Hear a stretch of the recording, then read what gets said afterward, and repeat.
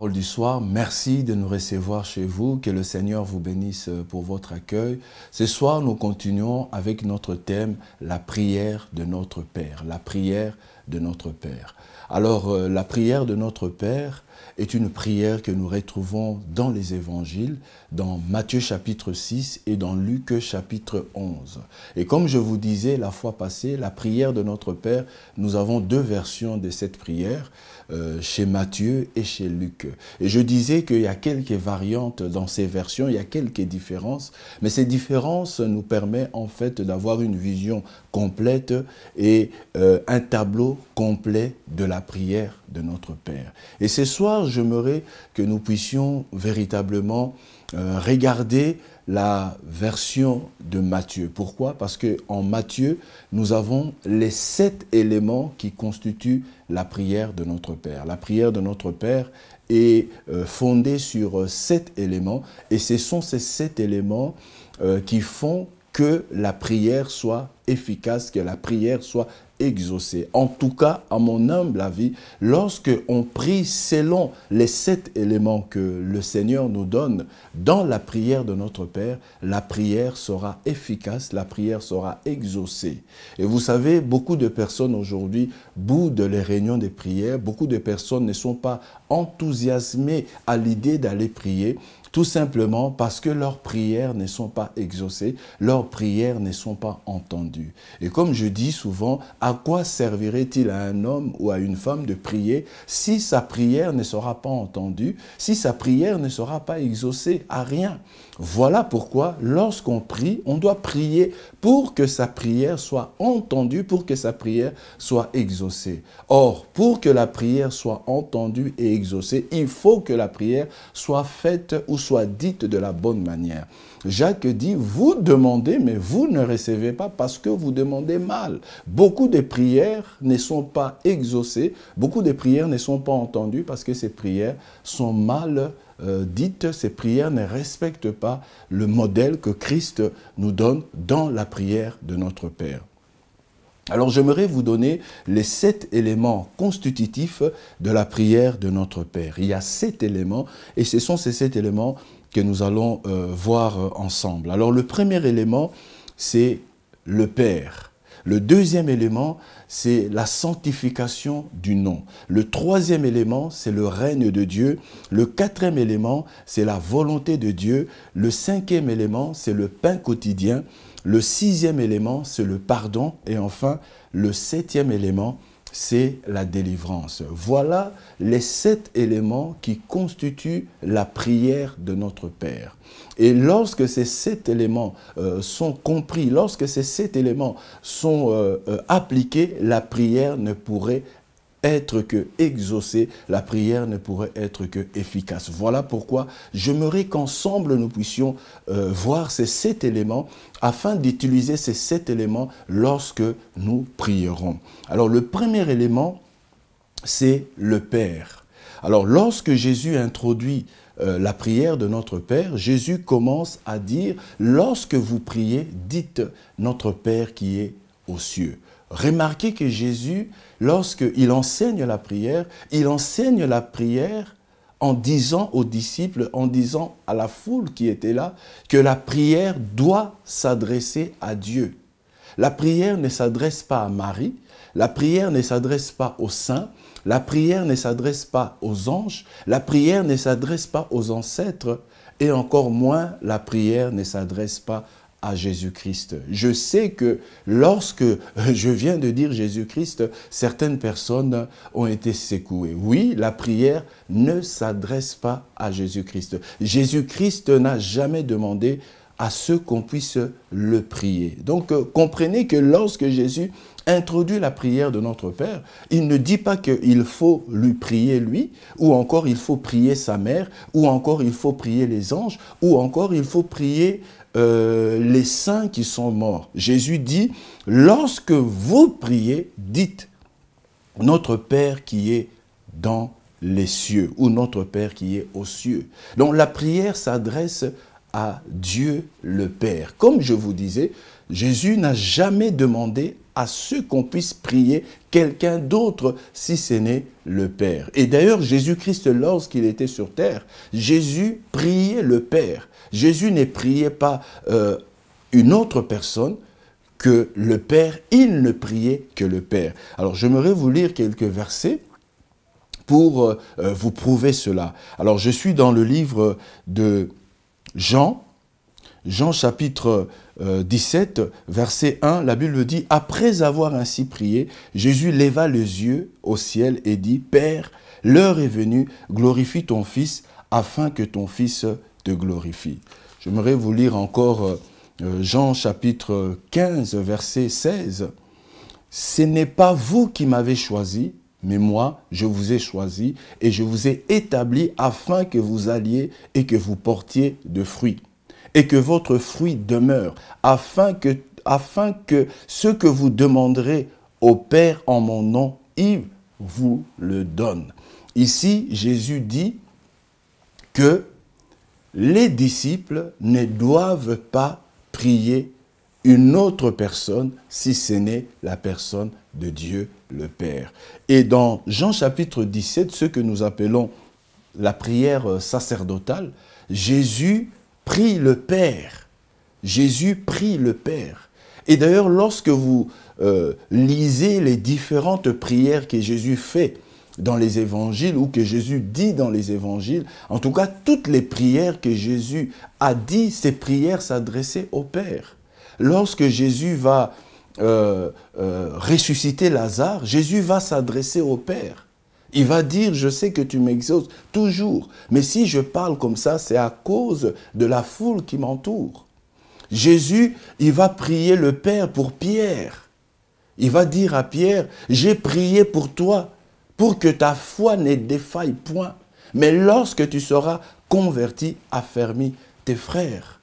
Donc, il y a plusieurs passages que je pourrais vous donner qui prouvent à suffisance que Jésus ne s'était jamais prié à lui-même ou que Jésus avait adressé ses prières à une autre personne que son Père, Dieu le Père. Donc Jésus priait le Père. Et comme Jésus priait le Père, nous aussi, nous sommes appelés à prier le Père. Parce que si Jésus a prié le Père, nous aussi, nous devons prier le Père. Donc comprenez que la prière ne s'adresse pas à Jésus, la prière ne s'adresse pas à Marie, la prière ne s'adresse pas aux saints, la prière ne s'adresse pas aux anges, mais la prière s'adresse à Dieu le Père. Et Jésus-Christ, dans les évangiles, nous prouve que la prière doit être adressée à Dieu le Père. Je sais que certaines personnes, par ignorance, prient Jésus-Christ. C'est tout simplement parce que ces personnes n'ont pas été bien enseignées.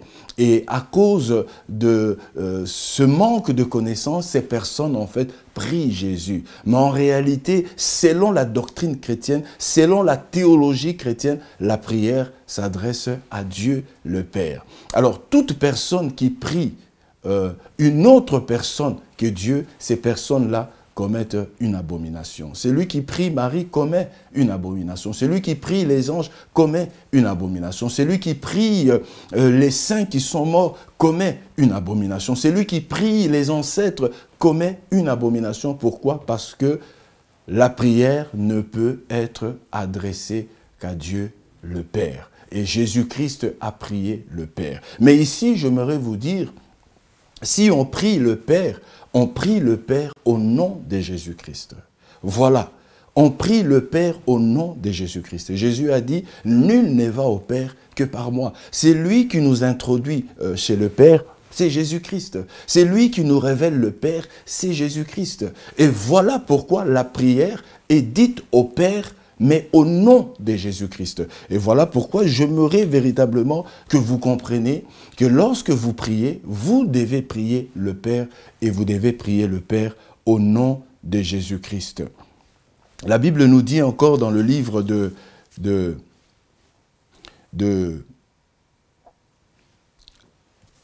Jean chapitre 14, verset 13, la Bible dit « Tout ce que vous demanderez en mon nom, je le ferai, afin que le Père soit glorifié dans le Fils. si vous demandez quelque chose en mon nom, je le ferai. Vous voyez, ici, Jésus dit qu'il faut demander en son nom. Jésus ne dit pas il faut prier son nom. Il faut le prier lui. Mais il faut demander au Père en son nom. Donc ici, j'aimerais que nous comprenions que la prière s'adresse à Dieu le Père, mais au nom de Jésus. Parce que c'est le nom de Jésus qui nous donne accès auprès du Père. C'est le nom de Jésus qui nous permet véritablement d'adresser nos demandes à Dieu le Père. Pourquoi? Parce que Jésus, il est le chemin, il est la vérité et il est la vie. Il est celui qui nous introduit chez le Père. Il est celui qui nous permet de devenir véritablement des fils et des filles de Dieu. Voilà pourquoi la prière s'adresse à Dieu le Père au nom de Jésus-Christ. Et j'aimerais ici vous faire remarquer quelque chose de très important. Lorsque Jésus-Christ introduit la prière de notre Père, Jésus présente le Père comme celui qui doit recevoir nos prières, comme celui qui doit entendre nos prières, mais aussi comme celui qui va exaucer nos prières. Remarquez que Jésus utilise le nom Père. Il dit, lorsque vous priez, dites, notre Père. Donc Jésus dit en fait que lorsque nous sommes dans la prière, eh bien, nous devons avoir la vision de Dieu en tant que Père. Jésus veut que lorsque nous prions, que nous ayons la vision de Dieu en tant que Père. Et ça, c'était une révolution. Ça, c'était un changement radical. Pourquoi? Parce que à l'époque de Jésus, Dieu n'était pas vu par les Israélites, par les Juifs comme un Père. Dieu était vu comme Adonai. Dieu était vu comme El Shaddai. Dieu était vu comme Yahvé. Dieu était vu comme l'Éternel. Mais Dieu n'était pas vu et encore moins prié comme le Père. Jésus est celui en fait qui a introduit la vision, la notion du Père dans la prière. Quand vous lisez les évangiles, quand vous lisez les psaumes, quand vous lisez les autres livres de l'Ancien Testament, vous remarquerez que personne dans l'Ancien Testament ne s'est adressé à Dieu directement comme le Père qui devait répondre à leurs prières. Lorsque David priait, il ne priait jamais le Père. Lorsque Ézéchias a prié, il n'avait jamais prié le Père. Lorsque Moïse priait, il ne priait pas le Père. Lorsque les prophètes priaient, ils ne priaient pas le Père, ils priaient Adonai, ils priaient Yahvé, ils priaient El Shaddai. Mais lorsque Jésus-Christ arrive, Jésus-Christ va véritablement révolutionner le monde de la prière. Jésus va introduire quelque chose qui manquait dans la prière. Et ce qui manquait dans la prière, c'est la notion du Père. Jésus va dire que Dieu n'est pas seulement le Tout-Puissant, Dieu n'est pas seulement Adonai, Dieu n'est pas seulement Yahvé, c'est lui qui est de tout le temps, mais Dieu est aussi le Père. Et cela change la vision de la prière. Cela change en fait la perception qu'on peut avoir de la prière. Parce que lorsqu'on prie Dieu comme Adonai, lorsqu'on prie Dieu comme El Shaddai, lorsqu'on prie Dieu comme Yahvé, cela en fait fait que Dieu soit un être lointain. Dieu soit un être inaccessible. Mais lorsque on prie Dieu en tant que Père, cela nous rapproche de Dieu. Cela nous permet véritablement de comprendre que Dieu n'est pas loin, mais Dieu, il est proche de nous. Que Dieu, il est près de nous. Pourquoi? Parce que le Père, c'est celui qui est proche. Le Père, c'est celui qui nous veut du bien. Le Père, c'est celui qui nous protège. Le Père, c'est celui qui nous conduit. Le Père, c'est celui qui est bienfaisant. Voilà pourquoi la prière de notre Père, que Jésus enseigne aux disciples, que Jésus enseigne au monde, est une prière révolutionnaire. Parce que dans aucune religion, Dieu n'est vu comme Père. Il n'y a que dans le christianisme que Dieu est vu comme le Père et Dieu est un Père.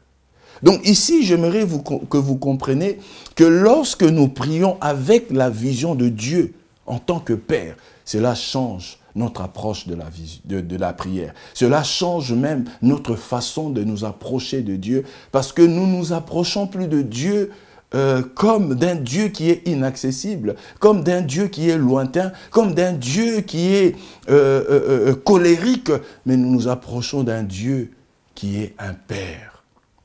Et voilà la révolution.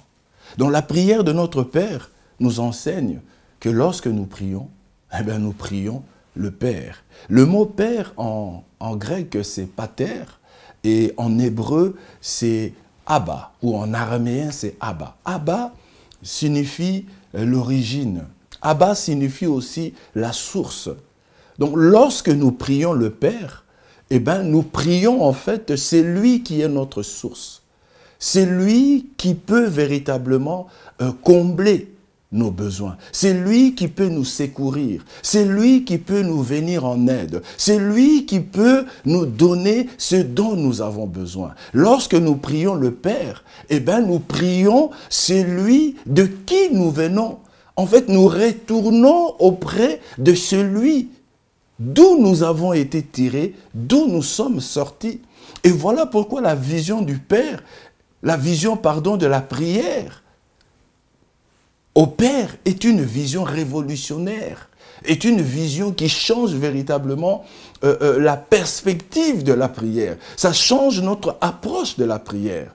Voilà pourquoi la prière de notre Père, c'est une prière qui est très importante. Pourquoi? Parce qu'elle nous enseigne que Dieu ne doit plus seulement être considéré comme Yahvé, comme l'Éternel, comme Adonai, comme El Elyon, mais Dieu maintenant devient notre Père. Et Dieu est notre Père en Jésus-Christ. Vous savez, je suis désolé de vous le dire, mais le Père que nous appelons Dieu, que nous appelons le Créateur, que nous appelons encore Elohim, malheureusement, Dieu n'est pas le Père de tout le monde. Dieu n'est pas le Père de tout le monde. Oh oui, il est le Créateur de tout le monde. Il est le Créateur de l'univers. Mais Dieu n'est pas le Père de tout le monde. Dieu est d'abord le Père de Jésus. Voilà pourquoi, lorsque Jésus-Christ fut baptisé par Jean le Baptiste, la Bible dit qu'une voix s'est fait entendre. « Voici mon Fils, en qui j'ai mis toute mon affection. Voici mon Fils bien-aimé, en qui j'ai mis toute mon affection. » Et Jean nous dit que Jésus a été engendré par le Père, dont le véritable Fils de Dieu, c'est Jésus-Christ.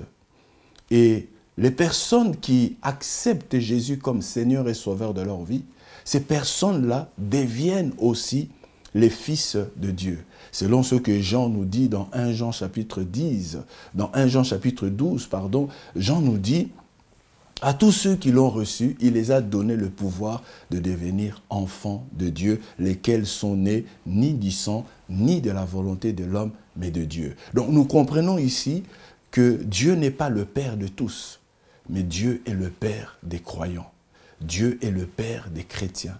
De la même manière que Dieu est le Père de Christ, de la même manière, Dieu est votre Père si vous êtes chrétien.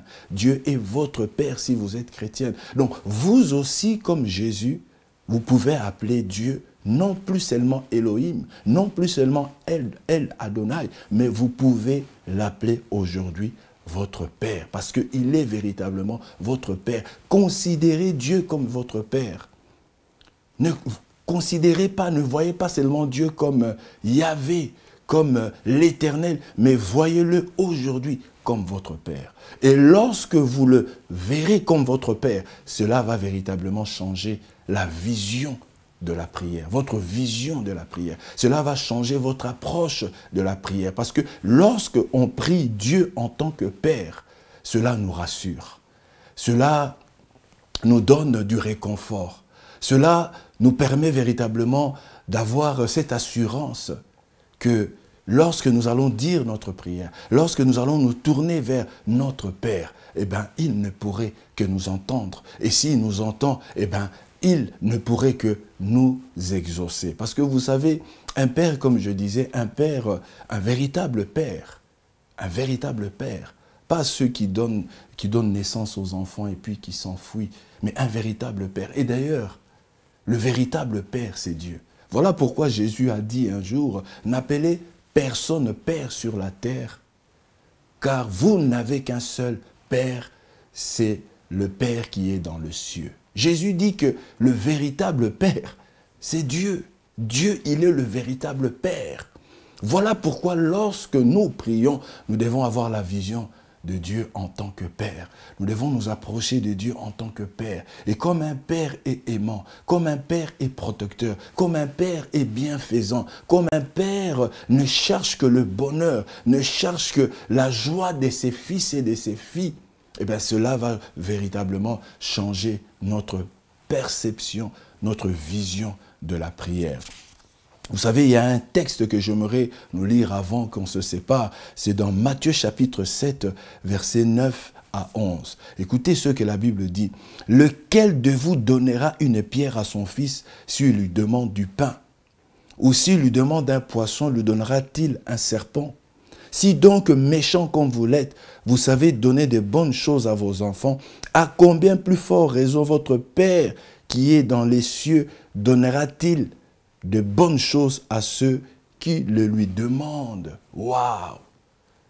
Jésus dit ici que nos pères biologiques, lorsque nous leur demandons quelque chose, eh bien ces pères nous donnent toujours. Moi, en tant que père, lorsque l'un de mes enfants me demande quelque chose, eh bien je lui donne. Pourquoi? Parce que c'est mon fils.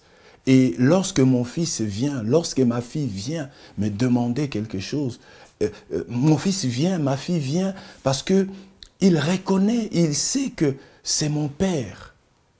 Et qu'il n'y a que lui qui pourrait véritablement me donner cela. Ce n'est pas le voisin, ce n'est pas la voisine, mais c'est mon père.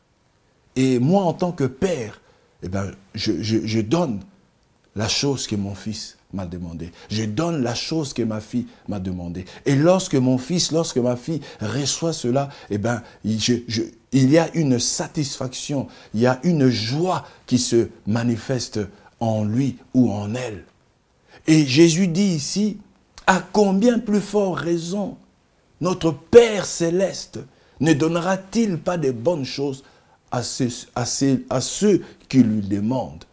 Ça veut dire quoi? Ça veut dire que si nous, en tant que parents, je ne sais pas si vous êtes parents, si vous êtes mère ou si vous êtes père, si nous, en tant que parents, nous savons donner les bonnes choses à nos enfants, parce que nous estimons que ces enfants sont nos enfants, nous estimons que ces enfants, nous devons véritablement les protéger, nous devons leur faire du bien, nous devons veiller à leur situation, à leur évolution. Eh bien, il en est de même pour le Père. Parce que Dieu n'est pas le Père de tous, comme je disais. Dieu est le Père des croyants. Dieu est le Père des chrétiens. Et Dieu ne peut vouloir que le meilleur pour ses fils. Dieu ne peut vouloir que le bien pour ses fils. Si vous êtes fils ou fille de Dieu, sachez que Dieu, c'est qu'il veut que vous puissiez avoir le meilleur. Le meilleur, ce n'est pas être riche. Le meilleur, ce n'est pas avoir des milliards sur un compte en banque. Des milliards que vous serez incapable même de les dépenser. Mais il veut le meilleur, il veut le bien-être, il veut l'épanouissement. Et voilà pourquoi Jésus dit que lorsque nous prions, nous devons prier le Père et nous devons avoir la vision du Père. Imaginez, Dieu est votre Père. Dieu n'est pas un étranger. Dieu n'est pas un Dieu lointain, mais Dieu en Christ devient votre Père. Imaginez une seconde à cela. Que c'est lui-là même qui a créé l'univers et votre Père. C'est lui-là même qui l'or et l'argent lui appartient et votre Père. C'est lui qui rien ne lui est impossible et votre Père. C'est lui qui dit un mot et la chose s'accomplit et votre Père. Vous devez avoir la vision que Dieu est votre Père. Et de la même manière qu'un véritable Père ne peut vouloir que le meilleur pour ses fils, ne peut donner que le meilleur pour ses fils, a des plans de bonheur pour ses fils, eh bien, de la même manière, Dieu a aussi un plan pour vous. Il a des projets pour vous.